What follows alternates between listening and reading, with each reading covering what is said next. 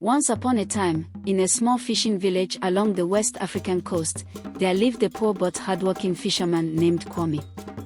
Every day, Kwame would sail out in his canoe and cast his net, hoping for a good catch to feed his family. Most days, he returned with just enough fish to get by, but he remained humble and grateful for whatever he caught. One day, after hours of catching nothing, Kwame finally felt a strong tug on his net. Struggling to reel it in, he was surprised to see a large, gleaming tilapia caught in his net. Its scales sparkled like silver under the sun, and just as Kwame reached to free it, the fish began to speak. "Please, Kwame," the fish pleaded, its voice clear and soothing. "Spare my life, do not eat me. I am an enchanted creature." Kwame froze, unable to believe his ears. Was he dreaming? He had heard tales of magical creatures in the river, but never had he imagined he would encounter one himself. After a moment, he steadied himself, curious yet respectful, and nodded in agreement. "All right," Kwame replied, his voice trembling. "I will spare your life." With a gentle hand, he lowered the fish back into the water. The fish swam in circles around the boat, its scales shimmering under the sun, then spoke again. "Thank you, Kwame. You are a good man." When Kwame returned home, he told his wife, Oma, what happened. She scolded him for letting the fish go and insisted that he should have asked for something in return. She pestered him to return to the river and ask the fish for a wish. "Are you related to poverty, that you don't want to let it go? Go back and ask for wealth, so we may live like the rich chiefs and traders in the town." Hesitantly, Kwame went back to the water's edge and called for the fish. When the fish appeared, he explained his wife's request, and the fish agreed to grant them a wish. The fish nodded. "Your wish is granted," it said. "Return home, and you shall see the change." Kwame hurried back to the village, barely able to contain his excitement. When he arrived, he found his old, worn hut replaced by a grand new home. Inside, he found fine clothes, golden ornaments, and baskets of food piled high. Amma clapped her hands with joy, and their children laughed as they ran around. For a while, the family basked in their newfound wealth, thrilled by the comforts and luxuries they had never known. But as days turned to weeks, Oma's excitement began to fade, replaced by a new longing. "Kwame," she said one evening, her eyes gleaming with a desire he hadn't seen before, "we have wealth now, but I want more.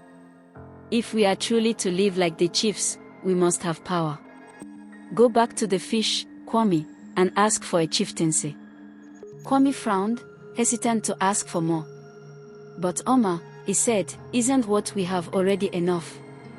We can live comfortably now." Oma shook her head, her voice firm. "Comfort is good, but respect and power are better. If you truly care about our family, Kwame, you'll do this for us." Reluctantly, Kwame returned to the shore, his heart heavy as he called for the fish. The water shimmered, and the enchanted tilapia appeared, its gaze steady yet sorrowful. Kwame slowly communicated his wife's second request to the fish: "I ask for power, so that I may be respected and obeyed like the chiefs of our land."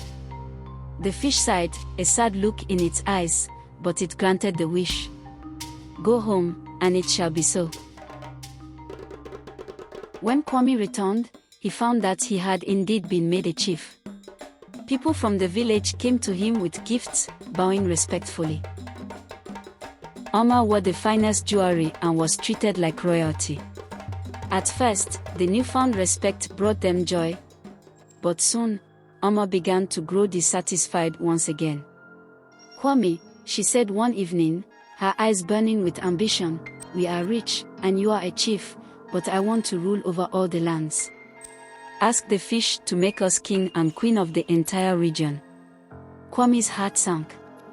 He felt they had already pushed their luck, but Oma insisted, reminding Kwame that the fish owed him its life and was indebted to him. With great reluctance, Kwame went back to the shore for the third time. As he called out to the fish, a strange darkness fell over the river, and the water churned ominously. The fish appeared, but its eyes were now filled with sadness. "I promise this is my last wish. Just make me and my wife the king and queen of the entire region," Kwame pleaded.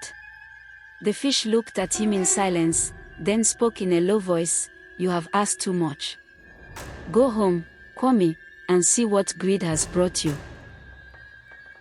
Confused and fearful, Kwame returned to the village. To his horror, he found that his grand home had vanished. In its place stood his old, weathered hut, just as it had been before. The wealth, the chieftaincy, the power, all were gone, as if they had never existed. Oma wept, but there was nothing to be done.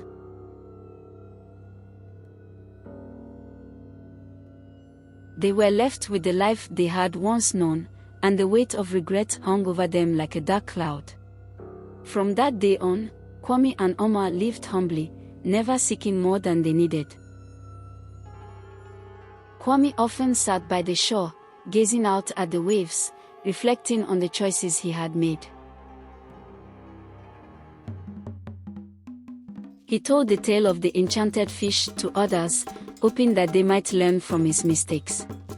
In the end, he came to understand that true wealth lay not in gold or power, but in the simple joys of family, gratitude, and contentment.